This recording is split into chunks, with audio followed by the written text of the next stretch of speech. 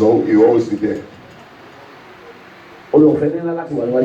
It's a grace to be in front of God.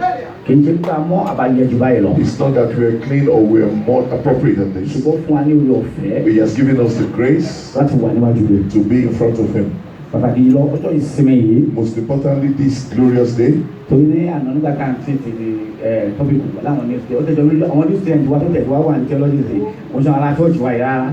so surprised that the new students among sociology, some of them, the streets send them then and give us this message. And we said it clearly yesterday, and we all agree that after working for 6 days, the 7th day, you must rest on the Lord. It says, the scripture says, in Him you must do nothing. It said, there must be anything like buying or selling. And not because of this country that we have. And with the situation of things, most people want to work on Sunday because you get double pay for it. But please, let us endeavor to honor this day. It's a commandment of God. It is not just because I want to be here. It is just because it is a commandment. You must give Him this day. Just to worship Him. Like I said to somebody, say, all this prayer that we pray, all this war and fight, we can come around and fight the video and fight that war and pray together. But on Sunday it is to come and praise Him. Like we did now, we clap, we sing, we rejoice, and we just go. So please let us honor that day. He said, if you honor that day, I will honor you. He said, some of us will be coming 2 o'clock, 3 o'clock. He has given us that privilege.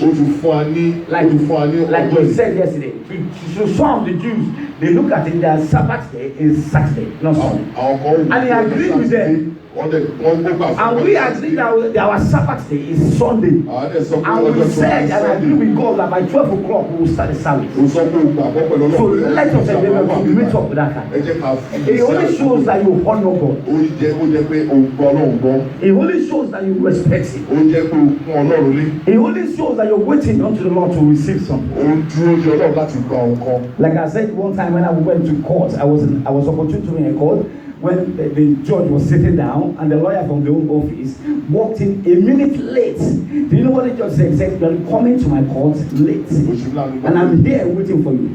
He said, "You must not step into my court." And she just walked out. If a man of flesh can do that in his court, can you imagine in the presence of God? Sometimes what I do most times is I always make sure at least before that bell, that 3 bells, I must be in the church. Let us endeavor to do that. Because I know when it's going to be 2:33 now, you see these chairs, I saw the women's side will filled up. But why coming 3 o'clock when the service starts? God will give us the grace to honor Him more. I'm not going to waste our time today because we have a lot to do. Like my father in the Lord has said earlier on, the family of people will be coming forward for a special prayer to give thanks to the Lord for walking that front for them. So I'm not here to waste our time. Likewise, we want to walk with time as well. Amen. But actually, God, I was going to prepare myself for something else, and God spoke to me.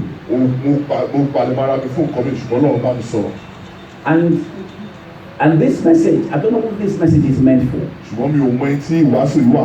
But please, if you are here today, you are opportunity to be here today. And you are under my voice, please let us go together in spirit.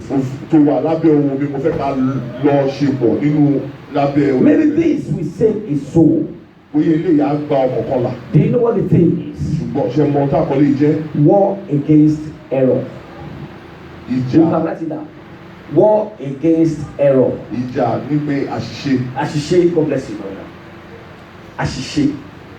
You see, some of us we look at it that is just an error.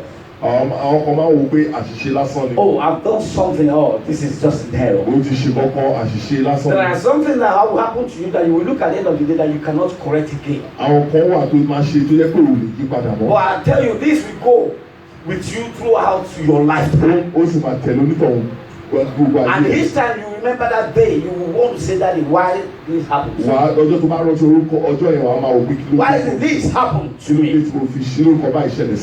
It's called war against error. Láti bá àṣìṣe jà, ogun àti bá àṣìṣe jà. When we say error, some of us will look at it that error could be something that you've done that you don't know about, or something that happened to you that you don't plan, something that happened to you that is beyond your control. But there are particular errors that will happen to you that you will know within yourself that you did it yourself. And there are some errors that will happen to you that you will commit that will be from God. Yes, because you will see the end result, it will be positive. That is when you will know that so God was walking behind me. That is a different error entirely. Do you know what causes error in our life? What causes error? We will look at a passage as a case study today. And we'll look at things that we have done that are very, very wrong and are affecting us at the moment. That the Spirit said to me, he said, some people are to make another decision again that is going to affect them. So they need to know.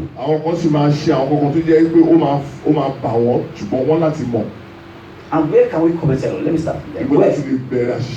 Sometimes it's your relationship. I tell you, some people will tell you now that I'm married to a woman. Some might even start story like my first wife happens to come to my life not knowing that she wasn't meant for me. Some will tell you that husband that I'm even married now not even supposed to be my husband. Some will tell you that a friend that I'm going out with, do you know what? I don't even like going with them, but I have no choice. Some will tell you the work I am doing now, I'm not supposed to be there.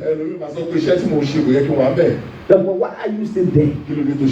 Because there is no other option. You need to be there to survive.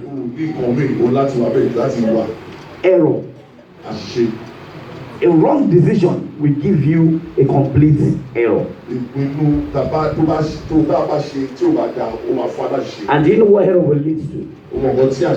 It will lead to destruction. It will lead to frustration. It will lead to rejection. Error will lead to calamity.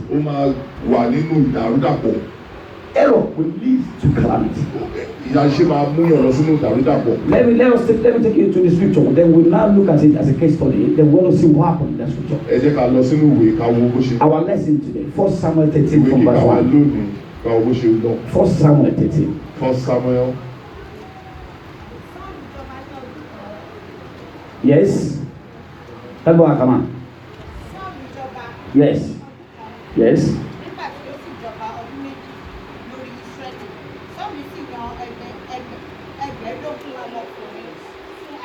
Amen.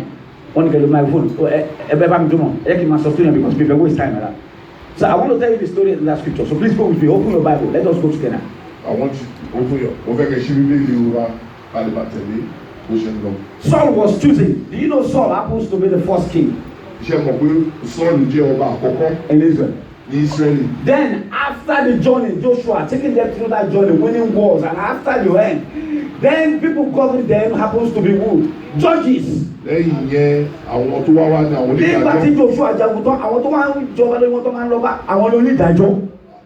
Joshua fought the war, the people that were king over them were judges. So there wasn't anything like a king. It happens to be one of the king man. He's one of the king men. Judges 10 from verse 1 to 2. Particularly, I was there for 36 years. So I was, yes, just digression. So then, after that journey, no king, but judges. Different one. This will come, another one will come, and the prophet will be guiding them. But one day they woke up and they said to themselves, please, can you echo down, please? God bless. Amen. Amen. And they said, we need a king. God, can you give us a king? And Saul was chosen to be a king. Because they were so much in a hurry. That's the first error. So much, most of us, what we do is, we are so much in a hurry to get something done. We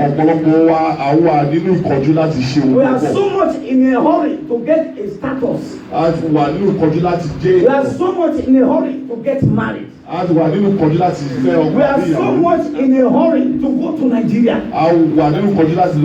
Some of us, we are so much in a hurry to be at that place that we're meant to be at the age of 40. Amen. Amen.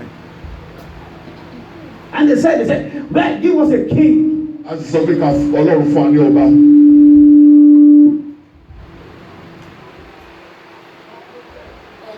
Hello. Hello. I said, give us a king. And Saul was choosing. And you know what happened in that scripture? I'm going to go to start. And after that, Saul said, I want to fight a war. Just 2 years after being a king. He said, I want to fight a war. And this war that I want to fight, I want it to be a great war. So it took 3,000 warriors.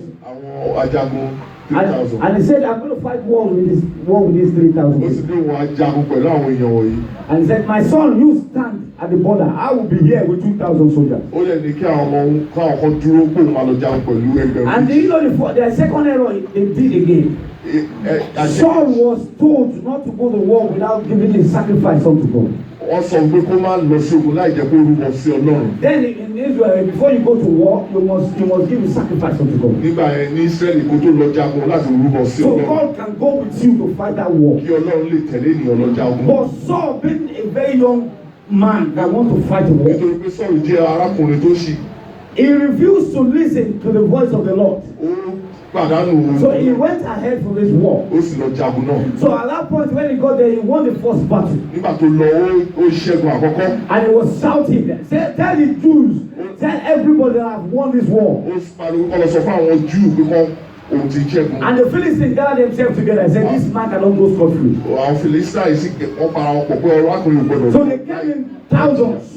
And he started running up and down. And he went to a place and he said, God, can you please save me? He had forgotten that he should start with God. It was when he was in a problem that he remembered that, God, can you save me? And he said, I've forgotten I was meant to do a sacrifice. Then Samuel, can you come and let us give sacrifice unto God? When you are in that problem already, why not listen to God? And Samuel said, I'll come in 7 days' time. He can't even wait for 7 days again. 3 days after, he said to the people, he said, I can't wait. These people will keep me here. I've only got 600 men left. I will make a sacrifice unto God myself. That was the only error he committed, that God said, I will tear your kingdom. Tell us, never didn't win. Have anybody there yet? They're not going to win. Yes. And as Saul said, yes. Bring either a burnt offering, Yes. and a peace offering, and he offered the burnt offering. He offered a burnt offering unto God. And it came to pass Yes. that as soon as he has ended the offering, behold, Samuel came. Samuel came. Saul went out to meet him. Yes. That he might salute him. And Samuel said, what hast thou done? And Saul said, because I saw the people were scattered from me, and that thou camest within the days appointed, that the Philistines gathered themselves together at Mishmash. Therefore I said, Philistines, come down now upon me to Gilgal, and I have not made a supplication unto the Lord. Amen. So he made a sacrifice. Let me take us into the history. So we understand better. In the scripture, no one is allowed to give sacrifices to God.